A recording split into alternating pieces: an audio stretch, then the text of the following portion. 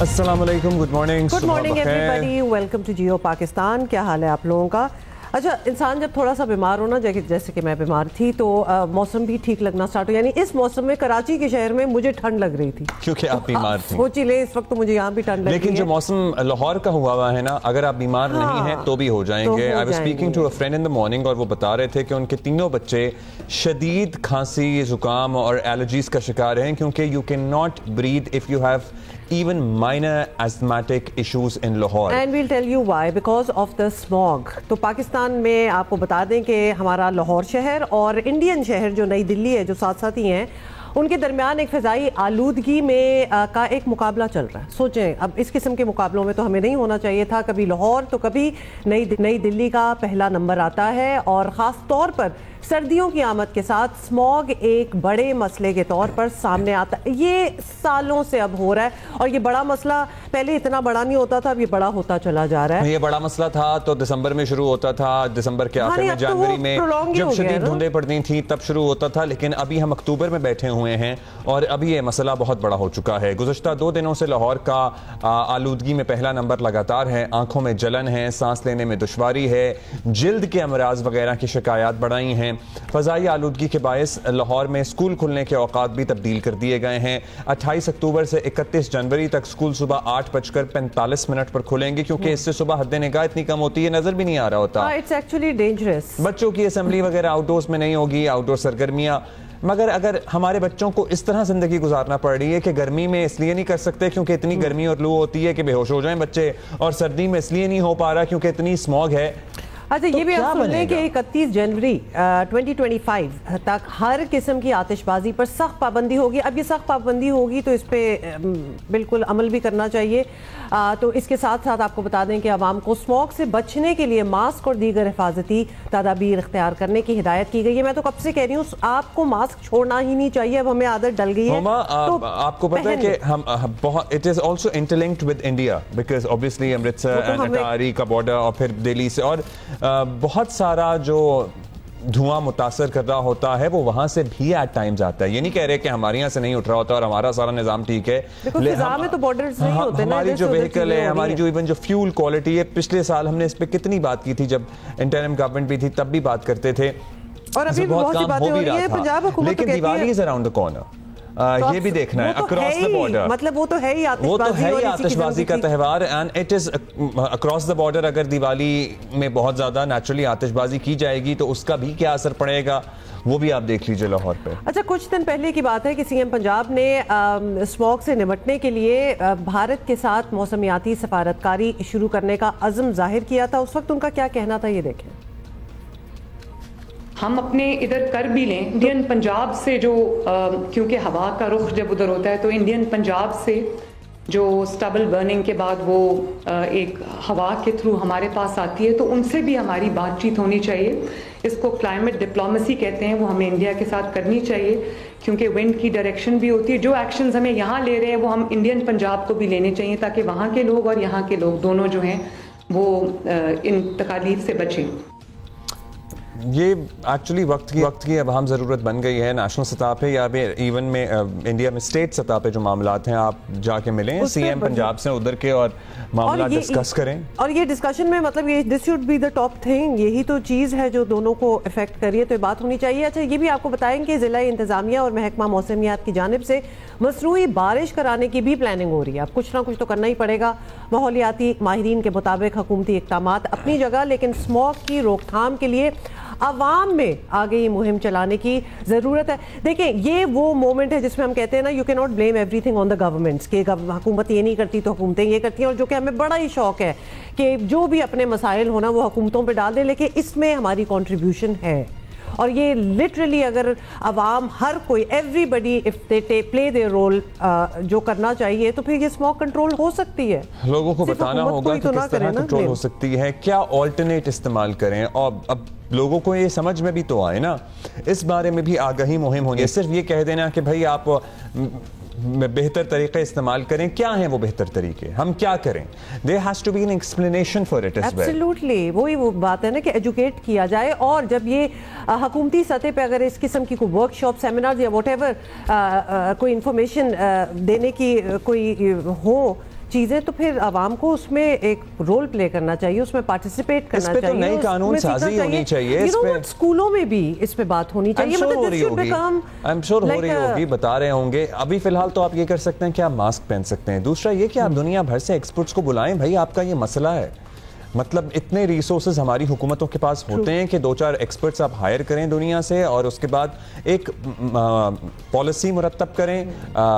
وزیر ماحولیات بہت کر بھی رہی ہیں I'm sure, لیکن she also needs to tell us کہ کیا کر رہی ہیں. عبداللہ, ڈینگی بھی یاد ہے جب نیا ایک, پہلے تو ہم سنتے بھی نہیں تھے ڈینگی کیا چیز ہے, تو تب بھی سری لنکا سے ایکسپرٹس آئے تھے, انہوں نے بتایا تھا کہ ایکچولی اس پہ کس طرح قابو کرنا ہے, کس طرح کنٹرول کرنا ہے, یہ پانی سارا جمع ہوا ہے, اس طرح نہیں ہونا چاہیے. مطلب we called them, they came and they educated us. تو یہ بھی وہی چیز ہے, اسموک کا بھی کچھ کرنا پڑے گا. اور وہی والی بات ہے کہ کیونکہ یہ ایک بڑا ریجنل پرابلم ہو چکا ہے, تو ہر کسی کو مل کے اس پہ کام کرنا چاہیے. کوئی ایک ملک کر لے اور دوسرا نہ کرے, جس طرح ہم دلی اور لاہور کی بات کریں, it's not going to work out.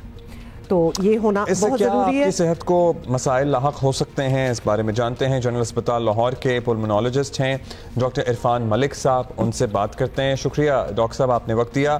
Doctor صاحب, یہ جو بیماریاں ہو رہی ہیں آج کل, ظاہر ہے سانس لینے میں دشواری ہے, اسکن الرجیز ہیں, بعض لوگوں کو کھانسی ہے, پھر نزلہ زکام موسمی الرجیز تو چل ہی رہی ہیں نا, ویسے بھی چلتا ہے.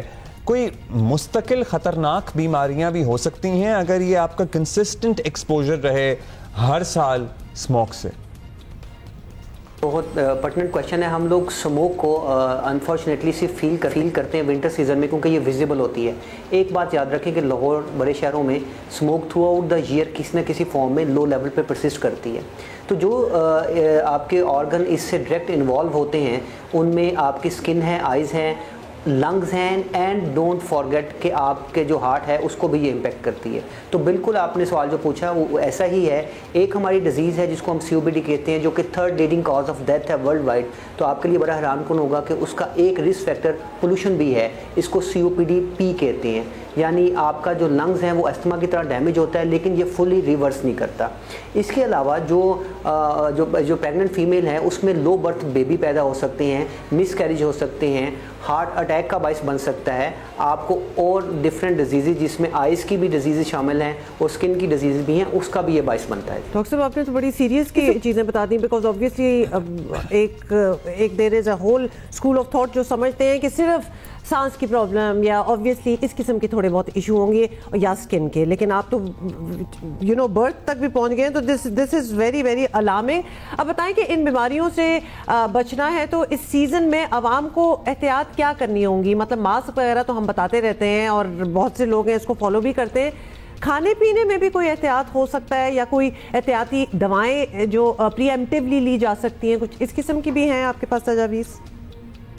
جی ویری امپورٹنٹ. جب آپ ایک ایسے ایٹماسفیئر میں گزر رہے ہوں جس سے اوائڈنس بڑا مشکل ہے, تو پھر آپ کو اپنی رسک فیکٹر کو آئیڈینٹیفائی کرنا ہوتا ہے. رسک فیکٹر مین کہ وہ لوگ جو کہ extreme of age, high risk group ہمارا ہوتا ہے, پریگننٹ فیمیل ہیں جن کو دل کا مسئلہ ہے, جن کو سانس کا مسئلہ ہے, دمہ ہے, ان کو اپنی ریسکیو میڈیسن کا پتہ ہونا چاہیے. کہ ایستھما کا مریض ہے تو اس کو پتہ ہے کہ اگر میرا سانس ٹریگر ہو جائے, ایستھما ٹریگر ہو جائے, تو یہ انہیلر میں لے سکتا ہوں. ایک دل کا مریض ہے تو اس کو پتہ ہونا چاہیے کہ میرے اگر دل میں یہ سمٹمز آ رہی ہیں تو میں دوائی زبان کے نیچے رکھ سکتا ہوں. تو احتیاطی جو تدابیر ہیں, ماسک تو ایک بات ہے, آئز کور کرنا بہت ضروری ہے, اور اسی ہائی رسک گروپ کو فلو اور اگر نمونیا کی ویکسینیشن ڈاکٹر کہتا ہے تو لازماً لگوانی چاہیے. کھانے پینے کی جہاں تک بات ہے, پانی کا استعمال زیادہ ہونا چاہیے, فروٹس کا استعمال زیادہ ہونا چاہیے, اور balance diet and good sleep آپ کو بہتر کر سکتی ہے.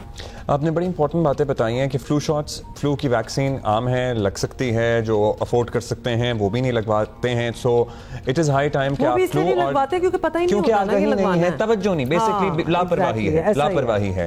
سو فلو ویکسین لگوائیں, نمونیا کی ویکسین لگوائیں اپنے بچوں کو. اچھا ڈاکٹر صاحب, اب اسموک تو ہمارا مستقل مسئلہ ہی ہے, اب اس کے لیے لانگ ٹرم پالیسی تو جو بن رہی ہے وہ بنی بھی ہے.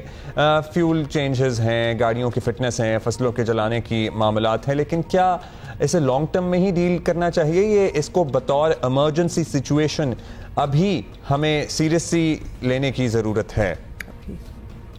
is an emergency. Remember one thing, almost 1,36,000 लोगों की पाकिस्तान में डेथ हो रही है, 20,000 प्री मेच्योर बेबी पैदा हो रहे हैं, तो ये एमरजेंसी है। हाँ, मैं as a professor of pulmonology हम देख रहे हैं कि हमारे रेस्पिरेटरी पेशेंट्स जो हैं वो सिग्निफिकेंटली बढ़ गए हैं। लेकिन ये ना सिर्फ गवर्नमेंट अलोन काम है, ना सिर्फ पब्लिक अलोन काम है, ना सिर्फ मीडिया का काम है, ये कम्बिनेशन एफर्ट की ज़रूरत है हमें, और इसमें short term long term planning दोनों की ज़रूरत है। आपने बात की गाड़ियों का, तो लाहौर में ऑटोमोबाइल इंडस्ट्री मेजर कंट्रीब्यूटर है। गाड़ियों को आप इलेक्ट्रिक व्हीकल्स पे कन्वर्ट कर सकते हैं, बाइक को आप हाइब्रिड बाइक पे कन्वर्ट कर सकते हैं, ई बाइक पे कन्वर्ट कर सकते हैं, उनको सब्सिडाइज कर सकते हैं। स्कूलों की ट्रांसपोर्टेशन बहुत ज़्यादा है, उनको बाउंड कर सकते हैं कि जी वो हर स्कूल जो है वो अपनी बस प्रोवाइड करे, जो कि प्रोवाइड कर सकता है। फिर प्लांटेशन आप कर सकते हैं। अब आप लोग एक चीज़ों को फोकस कर रहे हैं, जैसे लाहौर में हम देख रहे हैं चिमनीज अच्छी होना शुरू हो गई, लेकिन एक चीज़ मैं आपके लिए एक रामकुन बात बता दूं कि जो गाड़ियां चल रही हैं वो टायर पे चल रही हैं, और टायर फ्रिक्शन से जब वो रगड़ खाता है तो उससे जो चीज़ पैदा होती है वो पर्टिकुलर मैटर में शामिल होती है। जितने घटिया क्वालिटी के टायर्स हम लोग यूज़ करते हैं उससे क्या चीज़ प्रोड्यूस हो रही है और वो हमारे जब फेफड़ों में जाती है उसके क्या इफेक्ट आते हैं। तो इस सब कंबाइन एफर्ट अगर हम बैठ के एज अ कौम इसके अगेंस्ट फाइट करेंगे तो अगले आने वाले 1-2 नहीं, अगले आने वाले 4-5 साल के बाद हमारे जो अगली जनरेशन है उसको हम एक अच्छा एटमॉस्फेयर दे सकें। डॉक्टर इरफान मलिक हमारे साथ थोड़े से हम अलार्म हो जाते हैं ना कि मतलब अब गाड़ियां मतलब बहुत ही कुछ, और लाहौर वो शहर है जिसपे पब्लिक ट्रांसपोर्ट बहुत अच्छी अवेलेबल है, लेकिन उसके बावजूद भी आप शाम के औकात में लाहौर में निकल जाएं तो ऐसा लगता है कि पूरा शहर सड़कों में गाड़ियों में बाहर आ गया है। फिर इलेक्ट्रिक बाइक्स को प्रमोट करने की जरूरत है, फिर इलेक्ट्रिक व्हीकल्स, इलेक्ट्रिक गाड़ियों की प्रमोशन की जरूरत है। इलेक्ट्रिक गाड़ियां जो मार्केट में अवेलेबल हैं अभी पाकिस्तानी सीरियसली ले ही नहीं रहे ना उन्हें। हाँ, वो जिस प्राइस रेंज पे अवेलेबल हैं कोई खरीद नहीं पाता। एक हमारे माइंडसेट का भी मसला है, मतलब हम फोन्स में अभी तक उस बात में फंसे हुए हैं कि जिस फोन में सिम डलेगी वो महंगा होगा, जो ई सिम होगी वो सस्ता होगा। मतलब हमारी जहालत का आप लेवल चेक करें। सो हम सीखने की जरूरत है भाई। ये शऊर जो है ना, ये हम इम्पार्ट भी करने की कोशिश करते हैं एक्सपर्ट्स के थ्रू, और ये हमें थोड़ा सा खुद भी अब समझने की जरूरत है। समझ आ जाएगी, अगर किसी की नहीं सुननी तो खुद ही समझ ले। अच्छा जी, लाहौर से ही हमने जरा आंखों देखा हाल भी ऑब्वियसली जानना है। उमे फरवा नुमाइंदा जियो न्यूज़ लाहौर हमें ज्वाइन कर रही। उमे फरवा, इस वक्त क्या सिचुएशन है? गुड टू सी कि आपने मास्क पहना हुआ है, जरा बताइएगा आलूदगी का लेवल आपको क्या फील हो रहा है? जी बिल्कुल, जिस तरह से कल हुमा हमने देखा कि लाहौर के अंदर जो आलूदगी की फजा थी वो हमारे लाहौर की वो 400 से क्रॉस कर चुकी हुई थी, जो कि इंतहाई खतरनाक थी तमाम शहरियों के लिए। आज जो है वो देखने में आ रहा है कि आज इस वक्त एयर क्वालिटी इंडेक्स लाहौर की थोड़ी सी बेहतर है, आज 208 के करीब है, और आलूदा तरीन शहरों में लाहौर जो है आज दूसरे नंबर पर है।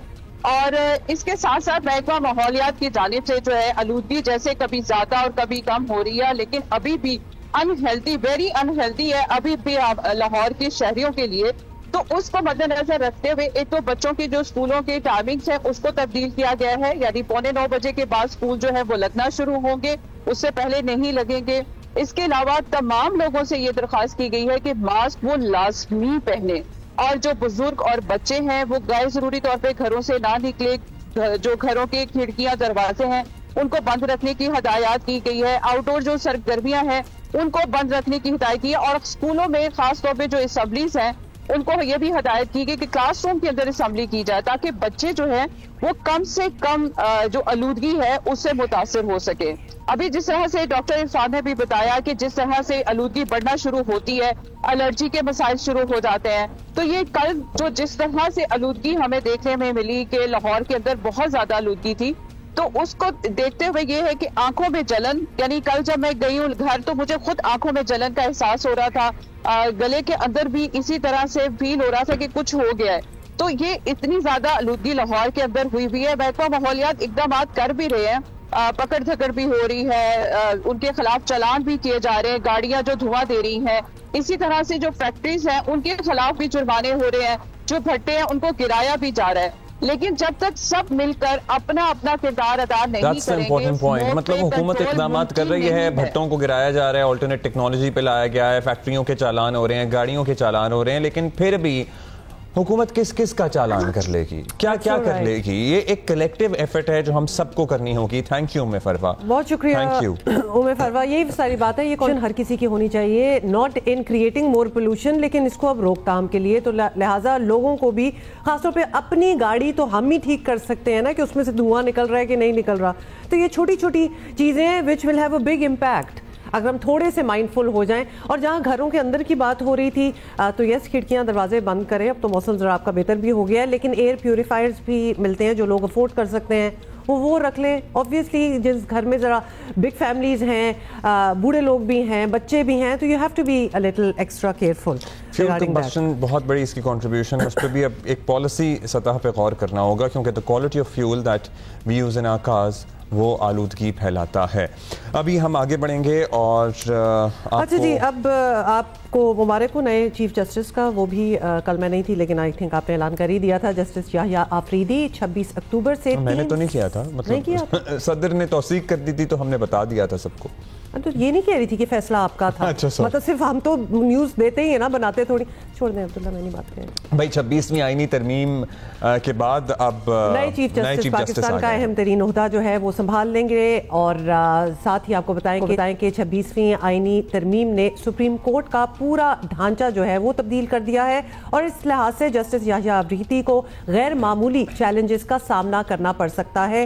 2 سینئر جج اب ان کے انڈر آ گئے ہیں, اور ججز میں پہلے ہی اختلافات کا تاثر بڑا مضبوط ہے, اور ایسے میں اپنے ادارے کو متحد یونائٹڈ رکھنا بھی جسٹس یحییٰ آفریدی کی دانش کا امتحان ہوگا ڈیفینیٹلی. مطلب اب یہ پتہ نہیں ہے, سپریم کورٹ میں جب کوئی جج ہوتا ہے تو یوزلی یہ بھی کہا جاتا ہے کہ chief justice of the supreme court is the first amongst equals. So everybody is equal in the Supreme Court, بس yes چیف جسٹس ہوتا ہے. پاکستان کے مخصوص سیاسی حالات میں اس آئینی عہدے کو ہمیشہ سیاسی انداز میں دیکھا گیا, بلکہ اب بھی دیکھا ہی جا رہا ہے. پی ٹی آئی اس نئے عدالتی نظام کی مخالفت کرتی رہی ہے. دوسری طرف حکومت سمجھتی ہے کہ متنازع سیاسی فیصلوں کا باب اب بند ہونا چاہیے. تو کیا ایک نیا باب کھل جائے گا متنازع سیاسی فیصلوں کا اس سے, یا ایکچوئل بند ہو جائے گا؟ یہ ویسے سیاستدانوں کے کنڈکٹ پہ بھی بہت ڈپینڈ کرتا ہے. جو پارلیمنٹیرینز ہیں, جو کمیٹیوں میں بیٹھے ہیں, ان کے کنڈکٹ پہ بھی بہت ڈیپینڈ کرتا ہے. کوئی چیف جسٹس اب منتخب حکومت کو فارغ نہیں کر سکے گا. آئینی بینچ الگ بننے سے عام آدمی کو جلد انصاف ملے گا. میں سمجھتا ہوں کہ آج اس ملک لاکھوں لوگ انصاف کے لیے ترس رہے ہیں. اس ترمیم کے ذریعے نہ صرف انصاف کا حصول آسان ہوگا, آج پاکستان کی تاریخ میں ایک مرتبہ پھر ایک بڑا عظیم دن آیا ہے, جس کے ذریعے یہ آج طے ہو گیا کہ پارلیمنٹ سپریم ہے. اچھا جی, ساتھ ہی آپ کو بتائیں کہ جسٹس یحییٰ آفریدی کی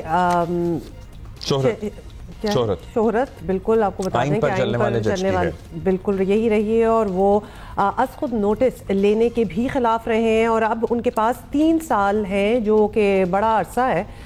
قانونی ماہرین کے نزدیک جسٹس یحییٰ آفریدی کا کانڈکٹ جو ہے وہ ثابت کرے گا کہ سپریم کورٹ کا تبدیل شدہ ڈھانچہ ملک کے سیاسی اور جمہوری نظام کے لیے کتنا مفید ثابت ہوگا اور کتنا نہیں. تو دس آل ریمینز ٹو بی سین. اور کچھ ہمارے پاس آگے ایکسپرٹس بھی ہیں جن سے ہم نے کچھ سوال بھی کرنے ہیں کہ کیا ایکسپیکٹیشن رکھنی چاہیے. نئے چیف جسٹس آئیں گے تو چیلنجز بھی ہوں گے, ایک نیا سسٹم ہے, ایک نیا انتظامی ڈھانچہ ہے, سوالات بھی نئے ہیں, چیلنجز بھی نئے ہیں. تو کیا کیا چیلنجز ہیں جن کا فی الفور یا پھر مڈ ٹرم میں سامنا کرنا پڑ سکتا ہے نئے آنے والے چیف جسٹس کو, جو کہ نمبر 3 تھے ان دا سینیورٹی, اور اس کے بعد انہیں چنا گیا فار دا چیف جسٹس کی پوسٹ. تو حسنات ملک صاحب ہمارے ساتھ موجود ہوں گے, اور منیب فاروق صاحب ہمارے ساتھ موجود ہوں گے. منیب سے ہی ہم یہ پوچھیں گے, سوال ایک ہی ہے, اور منیب آپ سے ہم یہی پوچھیں گے کہ آپ کی نظر میں جو نئے چیف جسٹس ہیں ان کے سامنے سب سے اہم اور بڑے چیلنجز کیا ہوں گے؟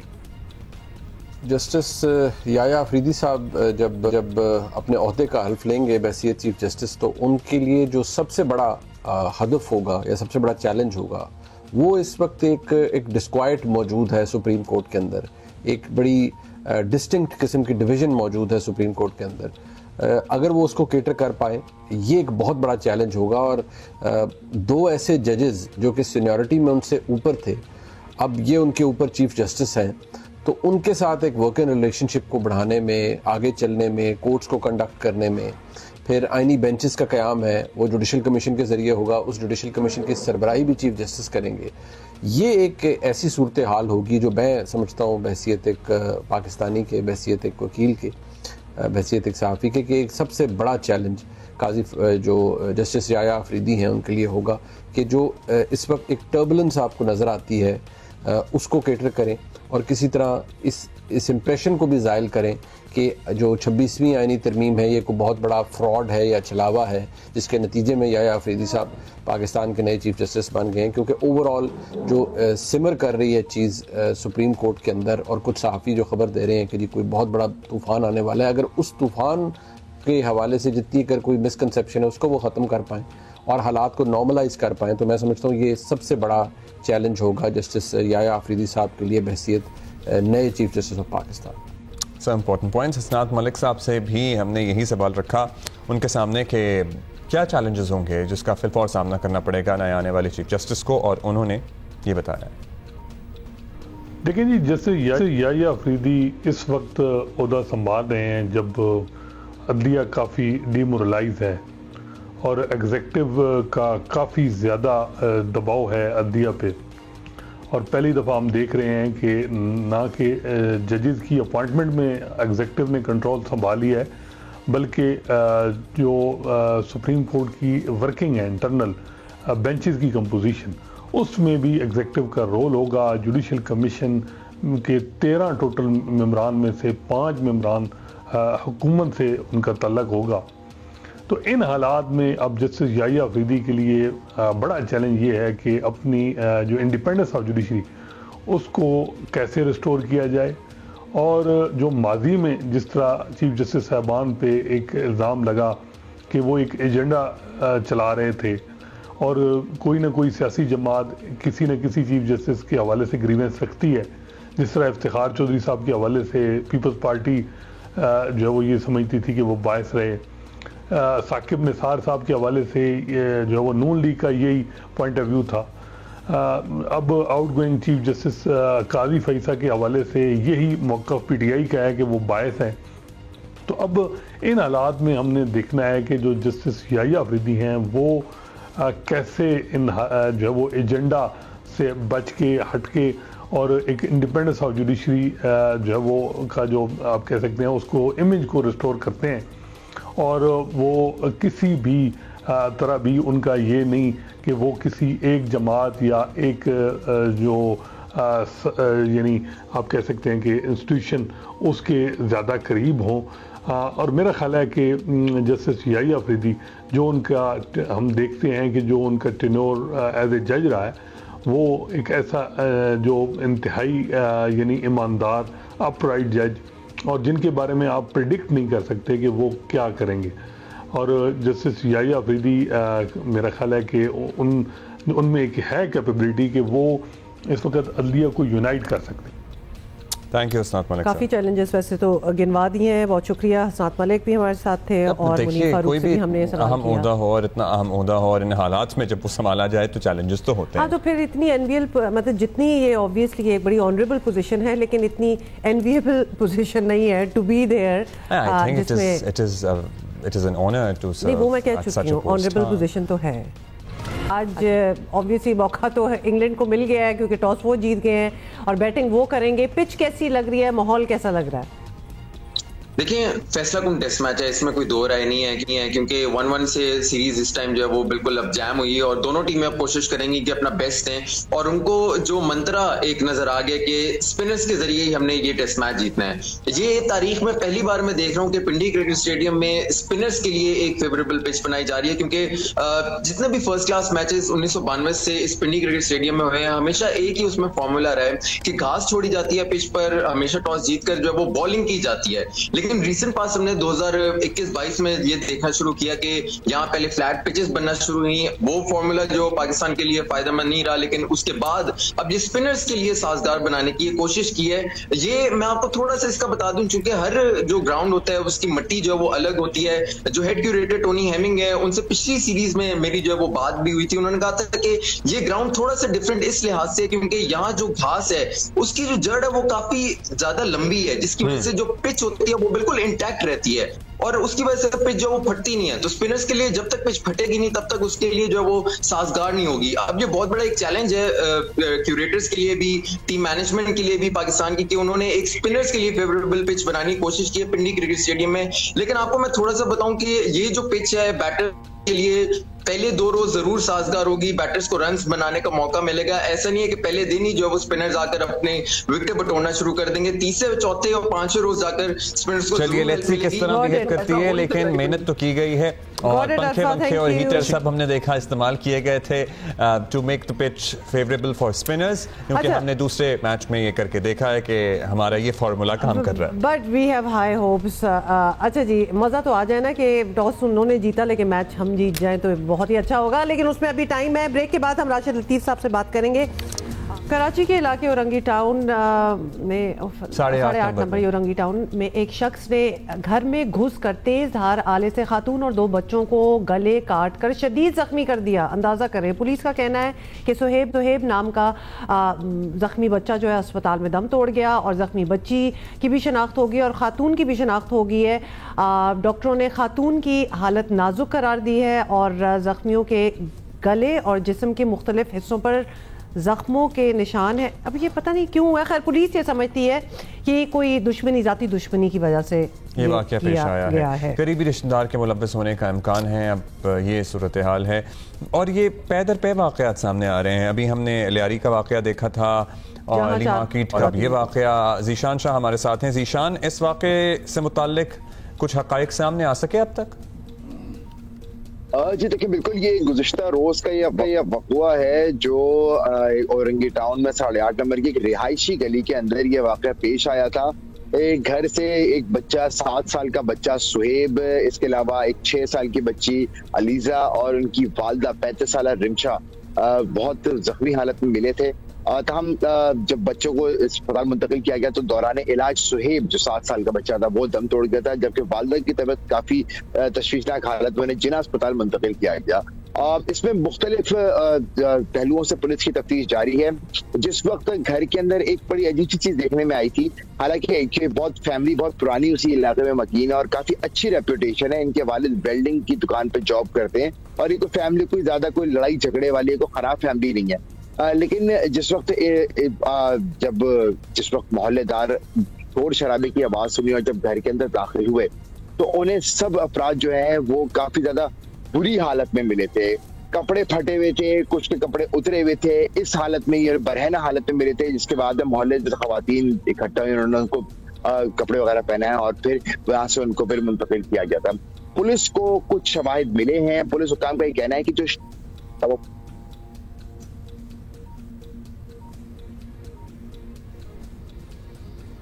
جی ذیشان, آپ کی آواز نہیں آ رہی, لیکن ہم ایک ریکیپ کر دیتے ہیں کہ اور دوبارہ آپ سے بات کرنے کی کوشش بھی کرتے ہیں کہ یہ آبویسلی جب کسی سے لڑائی جھگڑا بھی نہ ہو, ریپوٹیشن بھی اچھی ہو محلے میں, تو پھر اور بھی زیادہ کوسچن مارکس اٹھتے ہیں کہ who would have done something like this.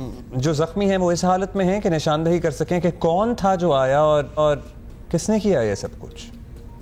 نہیں, ابھی تک اس بات کی کنفرم نہیں, کیونکہ خاتون کی طبیعت خاصی خراب بتائی جا رہی ہے. ہاں لیکن کچھ شواہد ایسے ملے ہیں. پولیس حکام کو جو فیملی نے جو بیان دیا, جو اہل خانہ نے, اس سے کچھ پوائنٹیشن ایسی سامنے آئی ہیں جس سے کہ پولیس کو تفتیش کرنے میں آسانی ہوئی ہے. اور اس کے ساتھ ساتھ پولیس نے یہ بھی کہا ہے کہ یہ ایک قریبی رشتہ دار کا ہی کام ہے جس نے اہل خانہ کو اطلاع بھی اس حوالے سے دی تھی. جو عینی شاہدین نے دیکھا ہے, یہ موٹر سائیکل پر سوار شخص آیا تھا جس کی بائک کے پیچھے کوئی پنجرا بھیڑی لگا ہوا تھا. اس سے بھی کسی اس رشتہ دار کی پوائنٹیشن ہو رہی جو گھر کے اندر داخل ہوا تھا اور اس کی کچھ دیر کے بعد میں شور شرابہ ہوا اور اس حالت میں یہ لوگ ملے. پولیس کی جانب سے اس وقت واقعے کی تفتیش کی جا رہی ہے. کچھ اطلاعات ایسی ملی جس کی بنیاد پہ جو خاندانی جھگڑا ایسے فیل ہو رہا ہے. اب اس نہیں تو کوئی گرفتاری بھی ہو پائی پھر؟ اگر شک ظاہر کیا جا رہا ہے یا نشاندہی ہو رہی ہے تو پھر تو فوراً پکڑ لینا چاہیے تاکہ بھاگ نہ جائے ملزم. جی وہ ملزم کی گرفتاری کے لیے کل کوششیں ہوئی تھی، لیکن ملزم اس وقت اپنے مقام پر موجود نہیں ہے، اپنے گھر پر موجود نہیں ہے، اور اسی لیے اس کے CDRs وغیرہ بھی اکٹھے کیے گئے ہیں اور تفتیش کی جا رہی ہے، لیکن ابھی تک ملزم اپنے مقام پر موجود نہیں ہے۔ کھل کر بات سامنے نہیں آئی ہے کہ ایگزیکٹلی کون ہے، نہ فیملی نے بتایا ہے نہ پولیس نے، کیونکہ جو بھی ملزم اس کو سرغائرات میں رکھا گیا کہ مزید وہ اور کہیں نہ بھاگ جائے۔ پولیس اس کو ٹریک کر رہی ہے، ہیومن انٹیلیجنس اور ٹیکنیکل بنیادوں پہ اس کو ڈھونڈنے کی کوشش کر رہی ہے، اور اس دوران کوشش کریں کہ خاتون کا بھی بیان لے لیا جائے تاکہ اور اس کی تصدیق ہو جائے اس وقت۔ بہت شکریہ ذیشان، مطلب یہ بڑی پینفل خبر ہے، اور یہی والی جو آپ بات کر رہے تھے کہ کچھ اس قسم کی خبریں کچھ دنوں سے ہی آ رہی ہیں، اور پچھلے دنوں 4 خواتین ایک ہی گھر میں، ان کو بھی مطلب وہ اپنے ہی بیٹے نے قتل کیا تھا، بہن کو، تو وہی والی بات ہے نا کہ یہ اس قسم کی جو ہوتے ہیں وہ رشتہ دار، مطلب آپ کے ہی ریلیٹیوز، آپ ہی کی فیملی ہوتی ہے جو کرتی ہے، خاص طور پہ کیونکہ اتنا ایزی ایکسیس ہے گھر میں، اگر کوئی گھر کے اندر آ کے which is supposed to be a safe place, گھر آ کے اگر مار دے، اس قسم کا کر دے، تو وہ پھر جانتا ہی ہوگا کہ جس کو آنے بھی دیا ہوگا گھر کے اندر۔ بٹ آف کورس اس کی ڈیٹیلز بھی آئیں گی کہ ایکچولی ہوا کیا۔ اچھا جی، ایک طرف ہمارا پنڈی میں آپ کو پتہ ہے میچ شروع ہو رہا ہے، اور تیسرا ٹیسٹ میچ ہے، ٹاس جیتا ہے انگلینڈ نے، عمان میں بھی میچز ہو رہے ہیں، ہاں، اور دوسری طرف پاکستان شاہینز نے T20 emerging teams Asia cup کے سیمی فائنل تک رسائی حاصل کر لی ہے۔ عمان میں یہ ٹورنامنٹ جاری ہے۔ ایمرجنگ ایشیا کپ کے آخری گروپ میچ میں پاکستان شاہینز نے UAE کو 114 رن سے ہرایا، 114 رن سے ہرایا، مطلب دیٹس لائک میسو، اور 4 وکٹوں پر ہم نے 179 رن بنائے۔ کپتان محمد حارث نے 71 رن کی ناقابل شکست اننگ کھیلی، اور رنز ہدف کے تعاقب میں UAE کے بیٹرز شاہ نواز دہانی کی بولنگ کا مقابلہ ہی نہیں کر سکے۔ کیا بات ہے جی، پوری ٹیم جو ہے وہ صرف 65 رنز بنا کر آؤٹ۔ اچھا جی، راشد لطیف صاحب ہوں گے ہمارے ساتھ، اور دیگر کچھ اور باتیں۔ اب پنڈی میں ٹیسٹ شروع ہو چکا ہے، انگلینڈ نے ٹاس جیتا، بیٹنگ کا فیصلہ کیا۔ کپتان شان مسعود کا کہنا ہے کہ ٹاس کبھی پلان کے مطابق ہو جاتا ہے، کبھی نہیں ہوتا، ہماری تیاری ہے اور اس کے مطابق ہی کھیلیں گے۔ اور پچ کے بارے میں ان سے پوچھا گیا تو انہوں نے کہا ابھی تو کچھ نہیں کہہ سکتے بھائی، ابھی تو دیکھنا ہے۔ تو ابھی اگر وہ نہیں کہہ سکتے تو ہم کیسے کہیں ہیں جی؟ ہم کہہ سکتے ہیں تھوڑا بہت پھر بھی، کیوں؟ کیونکہ ہمیں ابھی کریکس بھی نظر آ رہے ہیں، ابھی ہم ساجد کا بول بھی دیکھ رہے تھے، سوئنگ بھی ہوتا ہوا بول نظر آ رہا ہے، لیکن ہم ایکسپرٹ نہیں ہیں، ایکسپرٹ ہیں راشد لطیف بھائی۔ ایگزیکٹلی، اسی لیے تو ہم بول رہے ہیں کیونکہ ہمارے پاس بیکنگ ہے نا ان کی۔ تو راشد لطیف بھائی کیا حال ہے آپ کا، کیسے ہیں؟ اور obviously ہم ٹاس تو نہیں جیتے اور بیٹنگ وہ کریں، اگر ہم ٹاس جیتے تو ہم بھی بیٹنگ ہی کرتے، رائٹ؟ جی جی بالکل بیٹنگ کرتے، اور بال بریک ہوگی یہاں پہ۔ شروع میں شاید نئے بال سے زیادہ ہو، لیکن جیسے بال پرانی ہوتی جائے گی سلو اسپن ہوگی، جس سے ایڈوانٹیج مل سکتا ہے اگر وکٹ ہینڈ میں ہے، ہاتھ میں رکھی ہوئی ہے انگلینڈ نے، کیونکہ انگلینڈ ٹاس جیتا ہے، پہلے بیٹنگ کر رہا ہے۔ شروع میں ہی وکٹ لینا ضروری ہوگی کیونکہ انگلینڈ اٹیکنگ موڈ میں ہوگا، کیونکہ یہاں پہ 513 رن کیے تھے انہوں نے 2022 میں، اور اتنے تو نہیں بننے چاہیے، لیکن پاکستان کو وکٹ لینی بہت ضروری ہے یہاں۔ وکٹ لینی ضروری ہے۔ ہم نے وکٹ کے ساتھ کافی تجربات ان سینس کہ ہم نے اس پہ کافی پنکھے چلائے ہیں، ہیٹر چلائے ہیں۔ آپ کو لگتا ہے کہ آج ہی مطلب کریکس ابھی بھی نظر آ رہے ہیں، کچھ پچ موومنٹ دکھانا شروع کر دے گی، یا آج بیٹنگ کے لیے سازگاری رہے گی، and from second day onwards کچھ ہمیں شاید نظر آئے، یا تھرڈ ڈے آنورڈز نظر آئے؟ میرے خیال سے آج بہت اچھا کھیلنا چاہیے کیونکہ فریش پچ ہے، اور اس کے بعد برش ڈال کے گھاس بالکل کاٹ دی گئی ہے۔ کریکس ہوتے ہیں یہاں پہ، اگر زیادہ پانی نہیں ڈالیں تو کریکس آلریڈی بن جاتے ہیں۔ چھوٹے کریک زیادہ پریشان کرتے ہیں پنڈی میں، اور عموماً یہاں کی پچ ہمیشہ سے تھوڑا فاسٹ بالر کو مدد کرتی ہوئی آئی ہے یا بیٹنگ کو، لیکن اسپیشلی بنائی گئی ہے، ٹرننگ ٹریک بنایا ہوا ہے، ڈیسائیڈر ہے ٹیسٹ میچ کا، تو میرے خیال سے پہلے دن بہتر کھیلے گی، دوسرے دن نہیں تو راشد بھائی پھر ہم فاسٹ بالرز نہیں لے کے گئے، مطلب اگر پچ بھی فاسٹ بالرز کو فیور کرنی ہے تو ہمارے پاس تو اب ہم ذرا اسپنرز ہیوی ہیں، تو ہمیں ذرا اپنا لائن اپ اس طرح چینج نہیں کرنا چاہیے تھا؟ دونوں ٹیم کو میرے خیال سے ایک زیادہ اسپنر سے جا رہے ہیں، لیکن ریزلٹ کے بعد ہی ہم صحیح معلوم کر سکیں گے کیا ڈیسیجن ٹھیک تھا یا نہیں تھا، لیکن ایسے ہی لگتا ہے 3 بالر کھلا لیں یا 4 کھلا لیں، کام آپ کے 2 ہی آتے ہیں۔ جیسے بیٹنگ میں ہم اپنے ہمیشہ سے بیٹنگ بڑھاتے ہوئے آئے ہیں، 8-9 بیٹسمین ون ڈے T20 میں، پھر بھی ہم ہار جاتے تھے۔ تو آپ کے جو بیٹرز ہیں یا بالرز ہیں، 2 اہم ہوتے ہیں، اسپنر اور فاسٹ بالر میں 2 کھیل رہے ہوتے ہیں، ایک پیسر ہوتا ہے، ایک سیمر ہوتا ہے، تو ایک اور پیسر سے جا سکتے تھے۔ انگلینڈ بھی اور پاکستان بھی. تو جس طرح سے انگلینڈ کے ایک فاسٹ بالر کارس تھے, انہوں نے بہت ہی عمدہ بالنگ کی تھی ملتان ٹیسٹ میں جو ہار گئے, تو آج اس میچ میں نہیں ہے. میرے خیال سے ریحان پہ بلیو کر رہے ہیں کہ رائٹ آرم لیگ اسپنر, دونوں طرف سے رائٹ آرم لیگ اسپنر ڈالے گئے. اچھا, ابھی ہم فاسٹ بولرز کی بات کر رہے تھے, ہم نے دیکھا کہ شان نے اسپنر سے اٹیک کرایا ہے. Do you think this is the only way we can go about? ظاہر ہے, اور ویسے ہم کریں گے بھی کیا, مطلب اور کیا اسٹریٹجی ہو سکتی ہے, کچھ اور کریں گے بھی نہیں. عبداللہ شفیق کو موقع دیا گیا ہے, ہوپفلی وہ امیدوں پر پورا اتریں. سو ابھی ہم ویٹ اینڈ سی کی پالیسی ہی اختیار کریں, اینڈ لیٹس سی کہ how this pitch behaves by the end of the day. جی, سیشن بائی سیشن, یہ پہلا سیشن امپورٹنٹ ہے انگلینڈ کے لیے. اگر یہاں پہ وہ آؤٹ ہوتے ہیں تو پھر میچ میں واپس آنا تھوڑا سا ان کا مشکل ہو جائے گا. لیکن یہاں سے وہ اٹیک کر دیتے ہیں پاکستان کے اوپر اور پاکستان کرکٹ ٹیم کے اوپر, وہ پھر ہمارے لیے مشکل ہو جائے گا. پینک کر جاتے ہیں جب ہمیں تھوڑی سی مار رکھتی ہے, رن تیزی سے بنتے ہیں. اور انگلینڈ کے ڈیفنس بار بار کہہ رہا ہوں اتنا اچھا نہیں ہے. اٹیک پہ یہ نکال سکتے ہیں اپنے آپ کو. اور یہ پہلا سیشن جو 2 گھنٹے کا لنچ تک, یہ بہت امپورٹنٹ ہے دونوں ٹیمز کے لیے. اور اگین ایک دفعہ بتا دیں راشد بھائی کہ مطلب ہم کتنے رنز ایکسپیکٹ کریں, بیکاز انگلینڈ کو اگر کھلی چھوٹ دے دو وہ تو 700-800 پہ پہنچ جاتے ہیں, لیکن اس پچ پہ کیا میکسیمم آپ سمجھتے ہیں بن سکتے ہیں؟ دیکھیں 250-300 کے بیچ میں رنز ہم فائٹ کر سکتے ہیں. اس سے اوپر تھوڑا سا مشکل ہو جائے گا, کیونکہ لاسٹ اننگز ہماری ہے. لاسٹ اننگ کا مطلب سیکنڈ اینڈ فورتھ ہم کھیلیں گے. اگر آپ کو پتہ ہے انگلینڈ اگر 4-5 کے ایوریج سے کھیلے گا تو پھر وہ 400 رن بنا لیتا ہے. وہ تو بہت آگے بات کر جاتی ہے. وہ اٹیک کے اوپر ہے, ہمیں کس طرح سے کیلکولیٹ کرنا ہے. اچھا, ہم نے پہلا اوور ساجد سے کرایا تھا, آپ کو ہمیں پھر فاسٹ بولر کو کب لے کے آنا چاہیے؟ اب یہ ویٹ کریں گے تھوڑا سا, اگر پچ میں تھوڑا سا دیکھیں گے کہ نظر نہیں آ رہا, ہمیں بریک سلو ہو گئی ہے, پھر فاسٹ بالر کو ایک اینڈ سے فاسٹ بالر کو لے کے آنا چاہیے تھا. کچھ بھی نیو بال سوئنگ ہوتی ہے, اور ہو سکتا ہے کہ پچ ایسی بنی ہو کہ اپ اینڈ ڈاؤن بھی ہو اور تھوڑا سا باؤنس لو ہو, تو پہلے آپ ٹرائل لے لیتے ہیں, اسپن اور پیس دونوں کو لگا کے اسس کر لیں کہ آپ کی پچ میں کتنی جان ہے اور یہ پیسر کو کیا مدد کر سکتی ہے.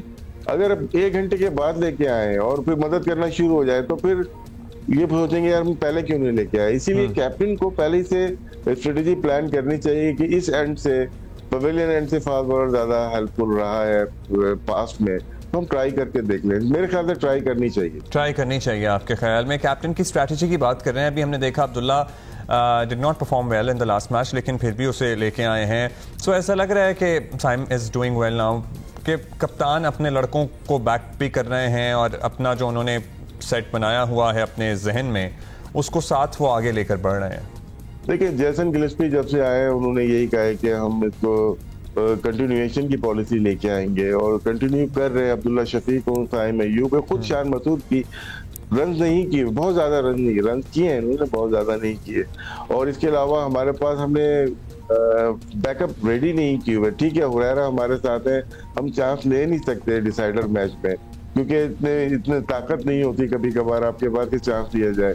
میرے خیال سے ٹھیک ہے اسٹریٹجی, ابھی ٹرائی کر کے دیکھ لیں. نیکسٹ سیریز آتی ہے, اگر رنز کرتے ہیں تو ویل اینڈ گڈ, اچھا ہے, لیکن اگر نہیں کرتے تو نیکسٹ سیریز میں شاید چینج کرنا پڑے.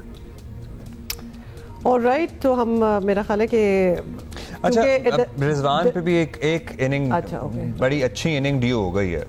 پھر تھوڑا آپ ڈیو تو آپ ایسے کہہ رہے ہیں کہ جیسے آپ کو لگتا ہے کہ پریشر ہوگا, یا یوزلی کتنا پریشر ہوتا ہے جب ایک اس پائے کے کھلاڑی پہ ایک اننگ ڈیو ہو جائے at this level؟ دیکھیں لاسٹ میں بھی لوگ بات کر رہے تھے, سعود شکیل کے اوپر بھی بات ہو رہی تھی. رضوان دیکھیں دونوں نے, ایک نے سیکنڈ اننگ میں 31 رن بنایا, ایک نے پہلی اننگ میں 41. لو اسکورنگ گیم میں یہ رن بہت ہوتے ہیں. ہم ہمیشہ فلیٹ پچ پہ چاہتے ہیں 80, 90 یا 100 کریں. اگر میچ کے اندر لے کے آتے ہیں آپ 41 رن کر رہے ہیں یا 35 رن کر رہے ہیں اور سیکنڈ ہائیسٹ اسکورر ہیں, تو میرے خیال سے وہ ایکسیپٹ کرنا چاہیے لوگوں. ہاں ظاہر ہے سلمان علی آغا نے آخر میں آ کے رنز کیے, وہ ہمارے کام آئے. عامر جمال کے رنز بھی کام آئے, وہ ساری چیزیں دیکھیں کہنا ہے. جسٹ سے ادھر میں ایک ڈسکلیمر ٹائپ چیز کہہ دوں, جب ہم ہی یہ باتیں کرتے ہیں نا کہ جی رضوان پہ ایک بڑی اچھی اننگز اور یہ ڈیو ہے, تو یہ بہت پریشر ہے. مطلب بابر کے ساتھ بھی یہی ہوا اور بھی بڑے کھلاڑیوں کے ساتھ ہم دیکھیں. ایک چیز اور, رضوان کے لاسٹ میچ میں آپ وکٹ کیپنگ دیکھیں, ٹرننگ پچ بہت مشکل ہوتا ہے. ایز اے وکٹ کیپر میں بتانا چاہتا ہوں 4تھے اور 5ویں دن بریک بہت زیادہ ہو رہی ہوتی ہے. وہ بہت زیادہ پریشر ہوتا ہے اس میں. آپ وکٹ کیپنگ اگر دیکھیں تو رضوان کی آؤٹ اسٹینڈنگ ہے, اور اگر ہم یہ سوچتے ہیں کہ ہمیں رضوان کے بعد اب سرفراز بھی مینٹور بن گئے, وہ بھی نہیں ہے. ٹیسٹ میچ کا ہمارے پاس کوئی ٹرینڈ بائی میں وکٹ کیپر نہیں ہے, جتنے بھی آ رہے ہیں سب T20 ODI کے ہیں, تو رضوان سے جتنا یہ لے سکتے ہیں وہ لے لیں. اچھا, ہم پہلے دیکھتے تھے, ویسے ایک ذہن میں آیا کہ ٹیل اینڈرز کے ساتھ ہی اگر کوئی بلے باز ٹک گیا شروع میں تو وہ ٹیل اینڈرز کے ساتھ ہی پورا میچ نکال دیتا تھا. اب آپ کو یہ کیپیبلٹی نظر آتی ہے آج جو ہماری ٹیم ہے اس میں؟ جی ہے, سلمان علی آغا ہے ہمارے پاس جو کہ ہر وقت کوشاں رہتے ہیں کہ بالنگ سے یا بیٹنگ سے مدد کریں. 7 نمبر پہ بہت نمایاں رہے ہیں, لاسٹ 5-6 ٹیسٹ میچز دیکھیں, ہم ہارے یا جیتے, تو سلمان علی آغا اس وقت پاکستان ٹیم کی ہے. چلیے جی, لیٹس سی انشاءاللہ. تھینک یو سو مچ راشد بھائی. امیدیں اچھی ہیں, توقعات اچھی ہیں. The team has won the last match. اور کیا ہی بات ہو جائے کہ یہ جو سیریز ہے یہ پاکستان کے نام ہو جائے, مطلب یہ اتنا بڑا کوئی کانفیڈنس بوسٹر ہوگا نا فار پاکستان کرکٹ. مطلب جس انجیکشن کی ہم بات کرتے ہیں اور جس چیز کی کہ ہماری ٹیم ذرا دوبارہ سے اٹھے, this could turn out to be one of those. اور خاص طور پر ایک یونٹ بن کے کھیلیں, ٹیم بن کے کھیلیں, that is also very important. مطلب وہ کھیل ہی لیا نا, پچھلے والے میں ہم نے کر کے دیکھ ہی لیا, تو دیر از اے گڈ چانس. جب کھیلا تو پھر اس کا نتیجہ بھی ملا نا, پھر ہم جیتے بھی, پھر سب نے سیلیبریٹ بھی کیا, اور امید ہے, پتہ نہیں کیوں بہت امید ہے کہ انشاءاللہ یہ میچ ہم جیتیں گے. کیونکہ ایک ایٹ ٹائمز آپ کو صرف ایک جیت چاہیے ہوتی ہے, اور اس کے بعد آپ کا مورال بھی اچھا ہو جاتا ہے. اور ایک ہم جیت چکے ہیں, وہ جیت چکے ہیں, بڑے ایکول ٹرف پہ ہیں, تو اٹ شوڈنٹ ویل. یہ شاٹ ہم جو ہے نا, یہ جو ویژولز ہیں, یہ ہم پنڈی میں بھی دیکھنا چاہتے ہیں. ملتان کے ویژولز ہیں جب جیتے تھے, اس کے بعد فینز ہمارے, this is one game which makes us happy. And also یہ players بیچارے they have been under a lot of pressure for a very long time, تو ان کو بھی بڑا اچھا لگا ہوگا کہ there are fans out there who still love us and are rooting for us. So we are rooting for our team. اکتوبر کا مہینہ چل رہا ہے جسے پنک اکتوبر بھی کہا جاتا ہے, کیونکہ اس میں بریسٹ کینسر اویئرنیس کے سلسلے میں بہت کام ہوتا ہے. اور کچھ سٹیٹس ہیں جن سے ہم سن کے ہر سال ہی تھوڑا بہت ڈر ہی جاتے ہیں. پاکستان کی خواتین ایشیا میں سب سے زیادہ بریسٹ کینسر کے خطرے سے دوچار ہیں, اور شوکت خانم ہسپتال اور دیگر ریسرچ سینٹر سے حاصل کیے گئے ڈیٹا کے مطابق 1994 سے اب تک خواتین میں سامنے آنے والے مختلف کیسز میں 46% کیسز جو ہیں وہ بریسٹ کینسر کے ہی سامنے آتے ہیں. اور اکتوبر, جس طرح آپ نے بتایا, پنک اکتوبر کے تحت منانے کا مقصد بھی یہی ہے کہ اس خطرناک مرض کے بارے میں عوام میں اور خاص طور پر خواتین میں آگہی پیدا کی جائے, اور مردوں میں بھی, کیونکہ ظاہر ہے ایک سپورٹ سسٹم ہوتا ہے تو پھر علاج بھی ہوتا ہے. بائی دا وے, مردوں میں بھی آپ کو پتہ ہے کہ whether people want to talk about it or not, لیکن مردوں میں بھی بریسٹ کینسر ہو سکتا ہے. اور تو لہٰذا جب ہم انفارمیشن یہ دے رہے ہوتے ہیں یا پھر آپ لوگ کہیں پڑھ رہے ہوتے ہیں, تو مرد اس کو بالکل سائڈ لائن نہ کر دیں, بالکل اس کی انفارمیشن جو ہے وہ حاصل کریں, and try to find out as much as you can. تو خطرناک مرض تو آبویسلی ہے ہی, لیکن ایک تحقیق کے مطابق آپ کو بتا دیں کہ پاکستان میں کینسر کی وجہ سے ہونے والی 1/4 خواتین کی اموات کی وجہ بھی بریسٹ کینسر ہے. مطلب ہر لحاظ سے اگر آپ دیکھیں تو اٹس obviously a ticking, جس کو کہتے ہیں ٹائم بام. اسی لیے کہتے ہیں کہ خواتین کو اپنا ریگولر چیک اپ کرانا بہت ضروری ہے, بہت ضروری ہے. شوکت خانم ہسپتال ڈاکٹر عاصم یوسف ہمارے ساتھ موجود ہیں. ڈاکٹر صاحب شکریہ, آپ نے وقت دیا. ڈاکٹر صاحب, ظاہر اتنے سالوں سے آگاہی مہم چل رہی ہے, سارا کچھ ہو رہا ہے, بتائیے گا کچھ سٹیٹس بہتر ہوئے ہیں, علاج کی سہولیات بھی اب بہتر ہیں, یا ابھی بھی وہی نمبرز ہیں ہمارے سامنے؟ جی انفارچونیٹلی کوئی ڈیفینیٹ ایویڈنس تو نہیں ہے کہ فگرز بہتر ہوئے ہیں. سرٹنلی زیادہ لوگ آئی تھنک ڈائگنوز ہو رہے ہیں, لیکن انفارچونیٹلی ابھی بھی زیادہ تر خواتین جو ہیں وہ لیٹ سٹیج میں آ رہی ہیں, جس کی وجہ سے ایک بالکل جو قابل علاج بیماری ہوتی ہے وہ ناقابل علاج ہو جاتی ہے. سو اویئرنیس اور ارلی ڈائگنوسس, ارلی ڈیٹیکشن بہت ضروری ہے کہ ہم اس پہ اور کام کریں, اور آپ کے پروگرام اور اس طرح کے اور پروگرامز کے تھرو یہ میسج پہنچائے لوگوں کو کہ ارلی ڈائگنوسس اگر ہو تو 90% جو خواتین ہیں ان کا مکمل علاج ہو سکتا ہے, 90%. اور جب سٹیج 3 میں پیشنٹس آتے ہیں تو صرف 40% وہ ممکن ہوتا ہے کہ مکمل علاج ہو سکے. تو کیا ابھی تک ڈاکٹر صاحب از دیر اسٹگما اٹیچڈ کہ مطلب یہ اس چیز کی بات نہیں کرنی ہے؟ خواتین جنرلی ان کو انکریج بھی نہیں کیا جاتا کہ اپنی صحت پہ بھی توجہ کرو, because they are so busy taking care of the rest of the family. یہ واقعی آج کی دنیا میں بھی یہی ریزنز ہیں؟ جی بالکل, یہ تمام ریزنز ابھی بھی ایکٹیو ہیں. If we start at the beginning تو ڈائگنوسٹک اور ٹریٹمنٹ فیسلٹیز بہت کم ہیں, اسپیشلی رورل ایریاز میں, دیہات میں لوگوں کے پاس وہ فیسلٹیز ہی نہیں کہ وہ ڈائگنوز ہو سکے. لیکن خواتین شرماتی بھی ہیں, وہ ڈرتی بھی ہیں, لیڈی ڈاکٹرز شاید اتنی نہ ہوں کمیونٹی میں جن کو وہ کمفرٹیبل ہوں دکھانے میں. پھر male members of the family unfortunately اکثر فیمیل ممبرز کی ہیلتھ کو سیکنڈری امپورٹنس سمجھتے ہیں, خاص طور پہ جیسے کراپ کٹنگ سیزن ہوتا ہے تو اس دوران پیشنٹس کو ہاسپٹل نہیں لے جایا جاتا کیونکہ کسی کے پاس ٹائم نہیں ہوتا.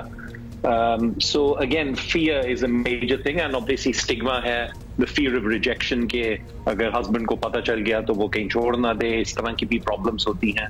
تو ملٹی فیکٹوریل. اور فیملیز میں اس کی بات کرنا بھی ایک بڑا پرابلم ہے, اتنا شرم کا وہ پردہ ہوتا ہے کہ وہ اس پہ بات ہی نہیں ہوتی.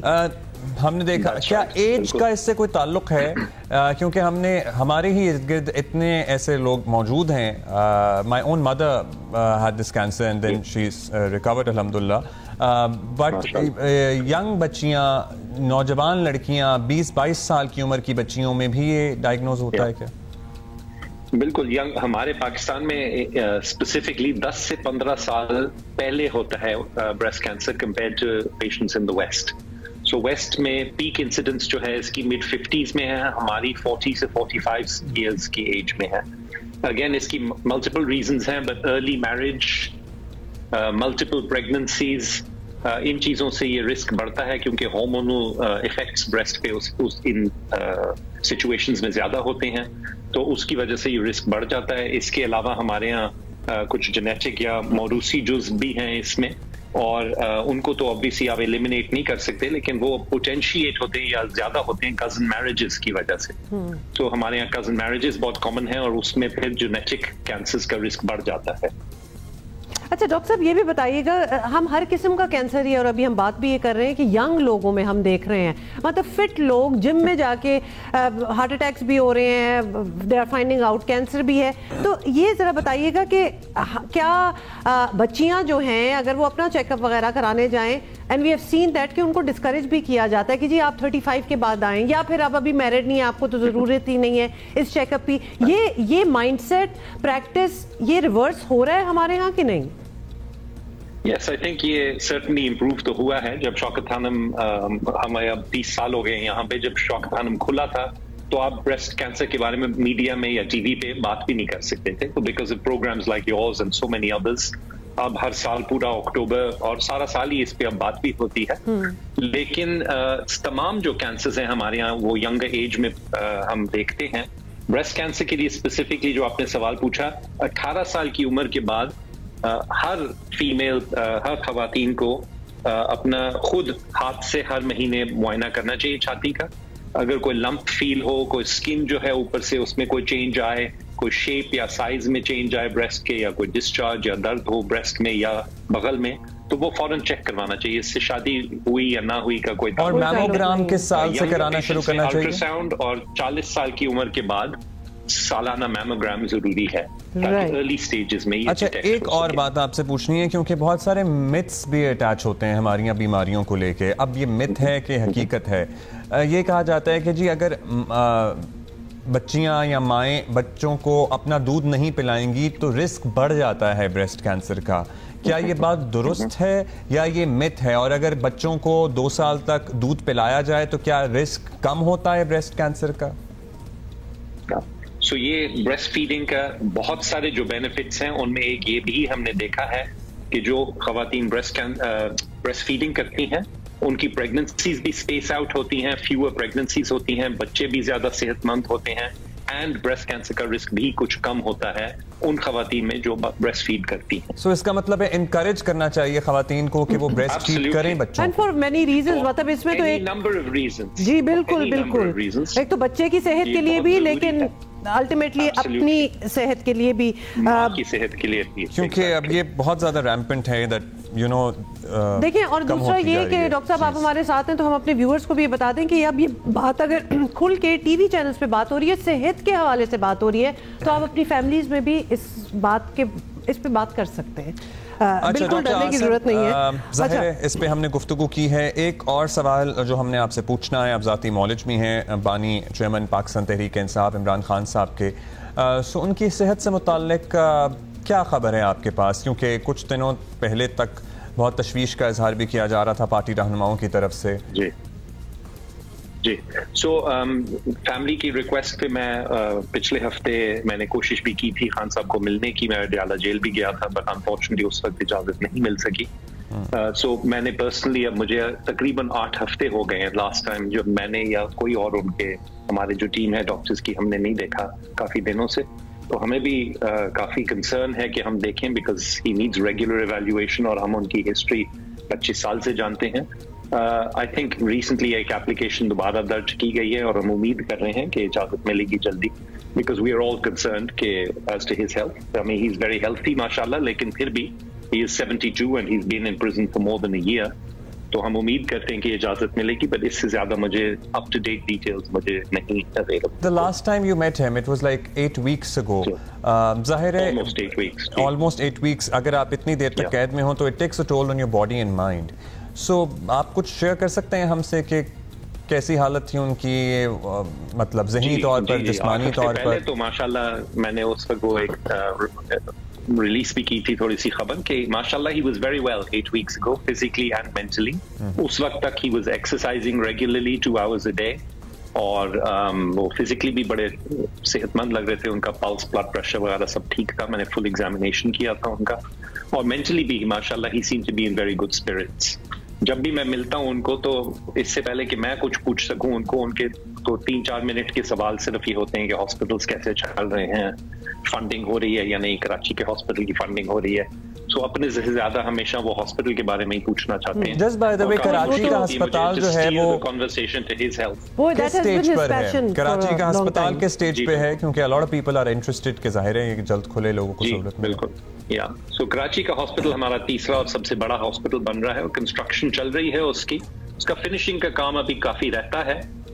سو ابھی کچھ ٹائم لگے گا اس کی اوپننگ میں, اور obviously جب سے خاص طور پہ جب سے خان صاحب اویلیبل نہیں ہے to help us in fundraising, تو اس کی فنڈ ریزنگ بھی تھوڑی سلو ہو رہی ہے. تو again through the medium of your channel I would also appeal کہ لوگوں کو ہمارا ٹریک ریکارڈ پتا ہے لاہور میں اور پشاور میں کہ 75% سے زائد ٹریٹمنٹ فری ہوتی ہے ساروں کی کینسر کی.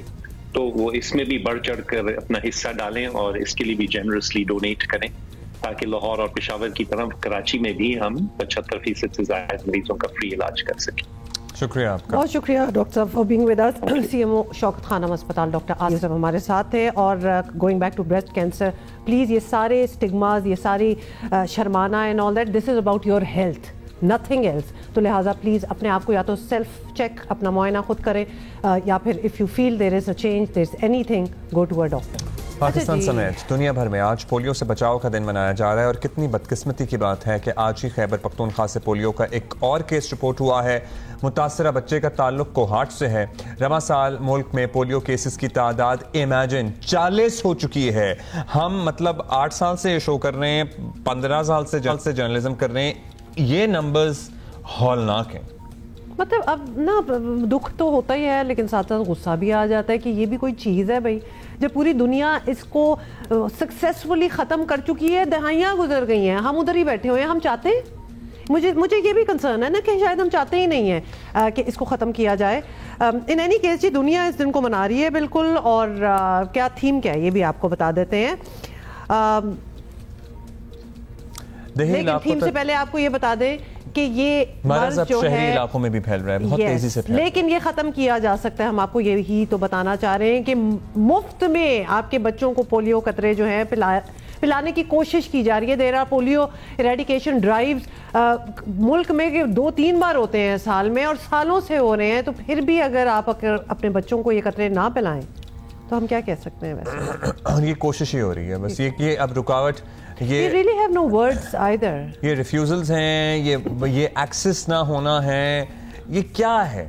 یہ بہت سے اہم سوالات ہیں جن کے جواب ہم بھی تلاش کرنے کی عرصہ دراز سے کوشش. یہ کہیں سے اور یہ بات نہیں آتی. اگر گھر والے ہی اپنے بچوں کو یہ قطرے نہ پلائیں تو کوئی کتنا لڑ سکتا ہے آپ سے. اور جو پلانے آ رہے ہیں, جو پولیو ورکرز ہیں, وہ کیا کیا نہیں کر کے آپ کی طرف پہنچتے کہ پلیز مان جائیں اور اپنے بچوں کو یہ قطرے پلا دیں. اور اگر گھر میں ماں باپ روک دیں اور جو وجوہات ہوتی ہیں they do not make sense. اب تو یہ بھی آپ کو پتہ ہے نا کہ یہ بھی ہونا سٹارٹ ہو گیا کہ جی ہمارے علاقے میں روڈ بنوا دو تو ہم پولیو کے قطرے پلائیں گے. مطلب یہ کوئی بات ہوئی؟ کنڈیشنل ریفیوزلز. مطلب look at that. مطلب اس تک بات آ چکی ہے. This is so wrong. Doctor Nasir Rana ہمارے ساتھ موجود ہیں, جنرل سیکرٹری انسداد پولیو پروگرام پنجاب کے. ظاہر اوور آل ملک کی تو ہم بات کر ہی رہے ہیں, پنجاب کے فگرز آپ سے ہم جان لیں کہ پنجاب میں اب تک اس سال کتنے کیسز رپورٹ ہوئے ہیں اور کہاں سے ہوئے ہیں ڈاکٹر صاحب؟ جی السلام علیکم. پہلے تو آپ لوگوں کا شکریہ کہ آپ لوگوں نے ٹائم دیا ایک اتنے امپورٹنٹ بیماری کے لیے اور اتنے ایشو کے اوپر. اصل میں پنجاب تو 2-3 سال سے پولیو فری جا رہا تھا. اس سال ایک کیس رپورٹ ہو گیا پنجاب سے بھی, لیکن اوور آل پاکستان میں تو ظاہر جیسے آپ نے کہا کل تک 39 یا 40 ہو گئے کیس. تو پرابلم تو یہ ہے نا کہ اگر ایک ایریا اور یا کوئی ایریا فری ہوتا بھی ہے, ابھی تو ہم اس کے بارے میں وی آر کنسرنڈ کہ جو افغانستان سے جو اتنی فریکوینٹ ٹریولنگ ہے اس کی وجہ سے ہم یہ پروگرام ہمارا سکسیسفل نہیں ہو رہا. اگر پنڈی سے کیس آ جاتا ہے یا سندھ سے آ جاتا ہے یا کوہاڑ سے آ جاتا ہے تو وہ تو لوگوں کی اتنی فریکوینٹ ٹریولنگ ہے, جب تک پورے پاکستان سے نہیں ختم ہوگا تو یہ تو ہم پولیو فری اس کو بالکل نہیں قرار دے سکتے. دیکھیں نا, انڈیا جیسے کنٹری نے جو کہ آبادی بھی ہم سے زیادہ ہے, آلموسٹ 10 سال سے زیادہ عرصہ ہو چکا ہے کہ جب وہاں سے آخری پولیو کیس رپورٹ ہوا تھا, تو وہ پولیو فری ہوئے بھی ان کو 10-12 سال ہو چکے ہیں. تو اس میں دیکھیں امپورٹنٹ چیز تو جو سٹیک ہولڈرز ہیں 2-3 ہیں نا. ایک تو پبلک ہے یا پیشنٹ ہوتا ہے, دوسرا ڈاکٹرز ہوتے ہیں جو میڈیکل پروفیشنل ہے, تیسری گورنمنٹ ہے. تینوں کی ایفرٹ چاہیے. اگر ایک سٹیک ہولڈر یا ایک کمپوننٹ بھی اس میں ویک ہو جائے یا وہ لاپرواہی کرے, جیسے اب آپ دیکھیں نا پولیو پہ کروڑوں نہیں بلینز آف روپیز استعمال ہوتے ہیں, سینکڑوں ہزاروں کی تعداد میں پولیو ورکرز کام کرتے ہیں, لاکھوں کے تعداد میں گھنٹے لگتے ہیں ان پہ اس کام میں. جب وہ کسی جگہ پہنچتے ہیں تو پیرنٹس کئی دفعہ کہتے ہیں نہیں کہ ہمارا بچہ تو ابھی گیا ہوا اپنے ماموں کے گھر گیا ہوا, آج تو نہیں ہم پلائیں گے, اب کل آ جائیں. کل جاتے ہیں جی اچھا جی ابھی وہ تو باہر کھیلنے گیا ہوا ہے, ابھی آپ نہ آئیں. اگر لوگوں میں اس طرح کی ریزسٹنس آ رہی ہے تو اس میں دیکھیں, اب اس میں جو تیسرا سٹیک ہولڈر ہے گورنمنٹ. اب گورنمنٹ کو سختی اس طرح کرنی چاہیے, وہ کہیں گے جس کے پاس پولیو سرٹیفکیٹ نہیں ہے نہ اس کو اسکول میں داخلہ ملے گا, نہ اس کو کسی بس کا ٹکٹ ملے گا. ڈاکٹر صاحب اس سے کیا ہوگا, فیک پولیو سرٹیفکیٹ بننا سٹارٹ ہو جائیں گے. ہم نے تو کووڈ کے وقت ویکسینیشن میں یہ بھی یہی دیکھا تھا. یہ تو کوئی مسئلہ ہی نہیں ہے. بیسکلی آپ جو بات کر رہے ہیں اس میں ویکیسٹ کمپوننٹ جو ہے وہ پبلک ریفیوزل ہی ہے. مطلب اسٹیٹ بھی کوشش کر رہی ہے, آبویسلی ڈاکٹرز اور میڈیکل پریکٹیشنرز بھی اسی بات کی کوشش کر رہے ہیں کہ پولیو کی ٹوٹل ایریڈیکیشن ہو, لیکن public is the weak part in this, weakest link. جی بالکل ٹھیک, آپ صحیح کہہ رہے ہیں. دیکھیں پبلک ہمیشہ جو سی نا اگر دیکھا جائے تو تھوڑا سا ویک لنک ہوتا ہے پبلک کا, کیونکہ پبلک کی بڑی ورائٹی ہوتی ہے نا, اس میں ایجوکیشن لیول ہر چیز کا فرق ہوتا ہے. ان کو کئی دفعہ اتنا سینس نہیں ہوتی چیزوں کی کہ ان کے اپنے ایک بچے کو نہ پلانے سے یا ان کے اپنے بچوں کو بیماری لگنے سے باقی سوسائٹی کا یا کنٹری کا کتنا زیادہ نقصان ہو سکتا ہے. تو ان کی لاپرواہی ضرور آ جاتی ہے, لیکن اس میں بھی ہم یہی کر سکتے ہیں نا کہ بچوں کے اسکول کے اس میں سلیبس میں شامل کریں, کالجوں میں کریں. اور اس کی جیسے دیکھیے ہمارے یہاں آؤٹ آف اسکول چلڈرن کی تعداد کتنی ہے وہ بھی ہم جانتے ہیں, مطلب کروڑوں میں ہے. ہماری یہ میس امیونائزیشن جو پروگرام ہے, جو بچوں کا حفاظتی ٹیکوں کا پروگرام ہے, کیونکہ اگر بچہ حفاظتی ٹیکے کے پروگرام میں انرول ہو جائے گا تو نیچرلی جب بھی وہ ٹیکہ لگانے جائے گا, ہم یہ توقع کرتے ہیں ہمارے بچوں کے ساتھ تو یہی ہوتا ہے کہ اسے پولیو کے قطرے پلائے جاتے ہیں. اس کا کیا سٹیٹس ہے؟ مطلب یہ بچے کیا سارے ہسپتال میں بھی پیدا نہیں ہوتے, جو گھروں میں پیدا ہو رہے ہیں وہ کیا ٹیکوں کے پروگرام تک ایکسس مل پاتا ہے, نہیں مل پاتا؟ پلیز ذرا ایکسپلین کرتے ہیں سارا. جی آپ کی بات بالکل ٹھیک ہے اور بہت امپورٹنٹ ہے, اس لیے کہ دیکھیں جو ایک روٹین کا پروگرام امیونائزیشن پروگرام چلتا ہے جس کو ہم کہتے ہیں ای پی آئی پروگرام یا حفاظتی ٹیکوں کا پروگرام, سب سے زیادہ امپورٹنٹ تو وہی ہے کہ اگر وہ 100% یا 99-98% سکسیسفل ہو جائے تو یہ ہمیں پولیو کمپین کی, خسرے کی کمپین کی, ان چیزوں کی کمپین کی شاید ہمیں ضرورت ہی نہ رہے. کیونکہ اس میں جب 5 دفعہ پولیو کے ڈراپس پلائے جاتے ہیں اس کمپین میں اور 2 دفعہ انجیکشن لگائے جاتے ہیں, اگر وہی لوگ پراپرلی سارا کمپلیٹ کر لیں سائیکل تو اس میں اس کے بعد پرہیپس شاید ضرورت ہی نہ رہے. لیکن پرابلم یہ ہے کہ اس میں بھی بہت سارے لوگ اس کو فالو نہیں کرتے. شروع میں کئی دفعہ 1 دفعہ 2 دفعہ انجیکشن لگائے, اس کے بعد وہ لگواتے ہی نہیں, کئی دفعہ پہنچتے نہیں. وہی بات ہے کہ شاید اتنا زیادہ وہ کیئر اوور آل جس طرح ہر چیز میں کیئر ہے, خیال ہے, خوراک کا خیال ہے, جنک فوڈ کا خیال ہے, بچوں کی تعلیم کا خیال ہے, بچوں کی اس طرح حفاظتی ٹیکوں کے بارے میں بھی لوگوں کی بڑی لاپرواہی ہے. لیکن بہرحال اس میں ہمیں کنٹینیوسلی ایفرٹ چاہیے ان کو اویئرنیس کریٹ کرنے میں, ان کو کرنے میں. اور سیکنڈلی کہ جتنا زیادہ اس پروگرام میں انرول کریں گے اتنا زیادہ ہمیں سکسیس ملے گی اور اتنے زیادہ ہمیں پولیو کیمپینز کی ضرورت کم پڑے گی. Doctor Nasir Rana, thank you so much for your time. Thank you so much. یہ بھی ہوا کہ اس میں اربوں خربوں روپیہ لگتا ہے. اگر یہ ریسورسز ہمارے بچ جائیں اور ہم اس بیماری سے جان چھڑا لیں تو یہ ریسورسز کتنی جگہوں اور ہم ڈائیورٹ کر سکتے ہیں. لیکن یہی تو ساری بات ہے بھائی, جب ہمیں نظر آ رہا ہے کہ دیر از اے لائکلیہڈ, سوچ ہم اپنے بچے کو چیزوں سے کسی چیز سے بھی بچانے کے لیے وی گو ٹو ایوری لینتھ, جاتے ہیں کہ نہیں جاتے. اگر ہمیں پتا ہے کہ آگے کھائی ہے, کوئی ہمیں انڈیکیشن بھی ہو کہ ہو سکتا ہے کھڈا ہے, بچہ گر جائے گا, ہم اس کا روٹ بدل دیں گے. تو وائی ناٹ پولیو؟ جب ہمیں پتا ہے دیر از لائکلیہڈ کہ یہ ہو سکتا ہے, تو ہم وہ سارے پریونٹیو میجرز اپنے بچوں کے لیے کیوں نہیں لے رہے؟ کوئی بھی ریزننگ آپ کے دماغ میں آ کے آپ کو برین واش کر کے کچھ بھی بتائے کہ جی اس سے یہ ہو جائے گا, نہ کرنا. Why are you thinking about it? After all, یہ آپ کے بچے کے لیے ہی ہو رہا ہے نا. مطلب دنیا کہاں پہنچ گئی ہے. عالمی ادارہ صحت نے مصر کو ملیریا سے پاک ملک قرار دے دیا ہے. مراکش اور یو اے ای کے بعد مشرق بحیرہ روم میں یہ خطے کا تیسرا ملک ہے جو ملیریا فری ہو گیا ہے. 100 سال سے وہ اس پہ کام کر رہے تھے.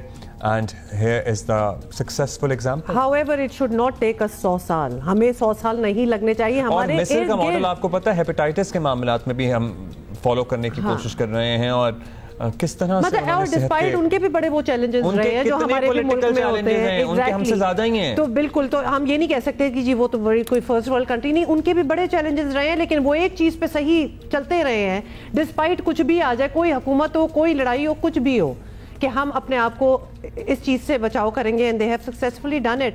ہم وہیں پھنسے ہوئے ہیں. بلکہ ہمارے مرض پہ قابو نہیں پا رہے ہیں. ہمارے نمبرز بڑھ رہے ہیں. جس میں کوئی ٹیسٹ نہیں چاہیے آپ کو, خون کا نمونہ نہیں چاہیے, کوئی رپورٹ نہیں آنی, کوئی رزلٹ نہیں آنا, مطلب آپ کو صرف یہ قطرے پینے ہیں. that's it.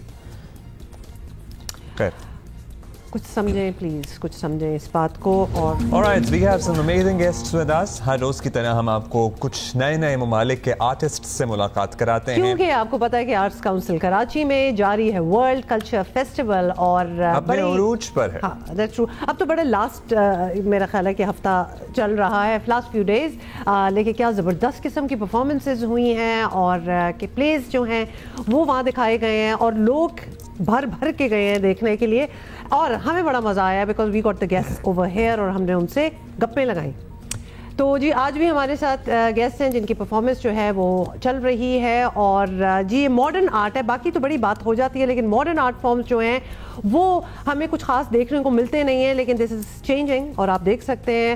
اور آج رات بھی کچھ ایسا ہی ہونے جا رہا ہے. بیلجیم سے جی یہ آیا ہے, پرفارمرز ہیں مخلت رسم اور احسان حمد ہمارے ساتھ موجود ہیں. اور یہ پیش کرنے والے ہیں ایک کنٹمپریری ایکٹ کہہ لیں, ڈانس فارم کہہ لیں, جہاں پر الفاظ نہیں ہوں گے, ٹیکسٹ اور تصویروں کے ذریعے اور ڈانس موومنٹس کے ذریعے ایک زبردست کہانی بیان کی جائے گی. So what's the story about? Both of you, and we are very curious because obviously we are used to if there is a dance then there is music, if there is some other performances, a drama, there is dialogue. So what are you guys doing? I'll ask you, Mukhallat. We do a performance art on the stage. Is between image, visual and move. Okay. And we tell a story from this two ways to the audience. And audience go to also to interpretation. All right. Do. So they can do their own interpretation. They can do their own interpretation. Yeah, interpretation, but also it is not specific about one thing, but you see a lot of things in the performance. And sometimes you see images, you see move, and also you see the whole story. But also sometimes you don't see story, you see feelings of the move. You listen to the feelings of also of the move. But I'm just curious that Ehsan, when you مخلت یہ کہہ رہے ہیں کہ بھائی ایک movement ہے اور تصویریں ہیں, میوزک ہے اور ایموشن ہے, ان سب چیزوں کا ایک ملغوبہ ہے اور یہ ان کی پرفارمنس کو تخلیق کر رہا ہے, تشکیل دے رہا ہے. اور آڈینس کے اپنے اوپر ہے کہ وہ کس طرح سے, ہر شخص کی اپنی کہانی ہوتی ہے اور ہر شخص اسے اپنے طریقے سے اخذ کرے گا. Yeah, but I'm very curious when you are starting off with it, when you write the storyline, although it's not a story, but obviously you want to move the audience into feeling there something. would be a story, I believe. So there is a story. What compels you to write that? With, you know, whatever is happening around you, what inspires you? I'm originally from Iran, like we spoke, and Mukhallat is originally from Iraq, but we've been living and working in Belgium for last 20 years. Last 20 years. So we're representing Belgium here in the festival. But our countries, they were in war for 8 years.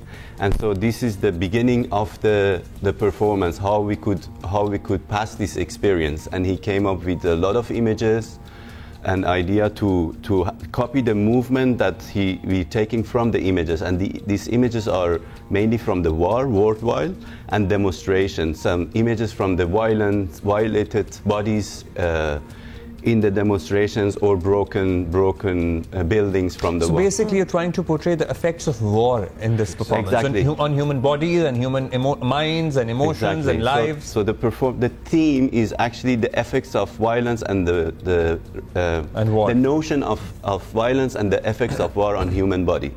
All right. Yeah. But what about I'm very curious to know, what about the end? I mean, what's the moral in it? When you end the performance, what do you hope the audience will take away with them?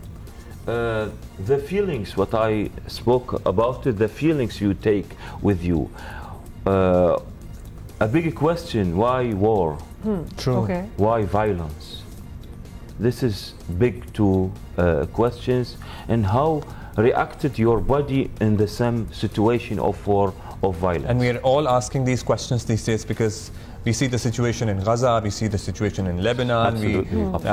And it's very sad that it's still relevant. I mean, something like that you do, because every day, every year, there's violence and there are wars, and there are new wars coming up as well, you know. Because we had hoped that as the humanity progresses, there would be less violence.